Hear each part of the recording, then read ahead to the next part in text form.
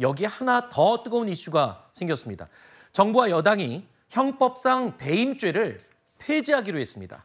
이 형법상 배임죄는 업무 과정에서 자기 회사에 손해를 입히거나 타인의 이익을 침해했을 때 그때 성립이 되는 범죄입니다. 그런데 이를 두고 국민의힘에서는 이재명 대통령을 구하기 위한 법이 아니냐라는 비판을 하고 있습니다.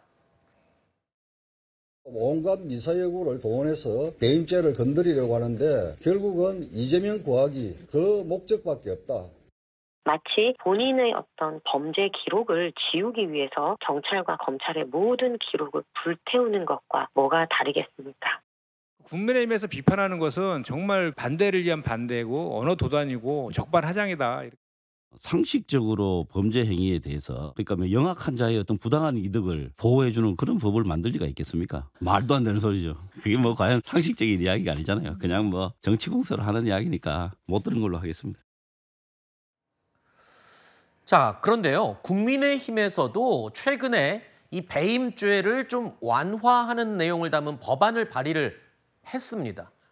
그리고 윤석열 정부 때도 당시 이복현 금감위원장이 배임죄 폐지를 하는 게 낫다라는 말을 하기도 했거든요.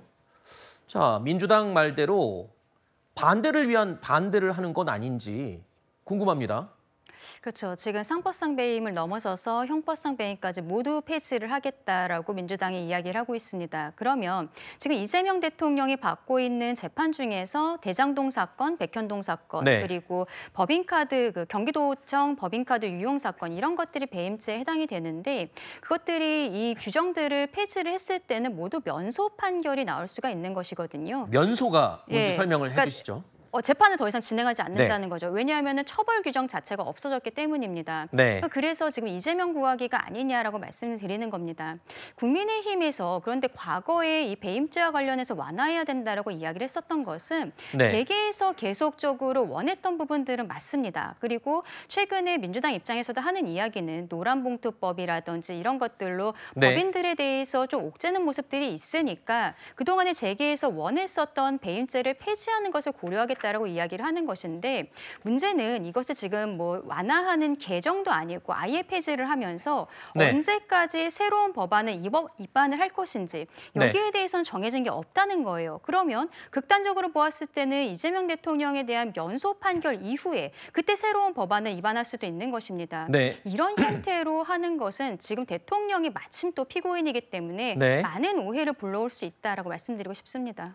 자, 아까 항소상고를 개선하는 것도 이재명 대통령의 상황이 지금 맞물려 있기 때문에 괜한 의심을 받는다라고 얘기했는데 이것도 그렇습니다. 배임죄를 폐지한다 그러면 아까 말씀하신 대로 지금 재판이 진행되고 있는 그런 혐의들이 배임죄가 여러 개가 있어요.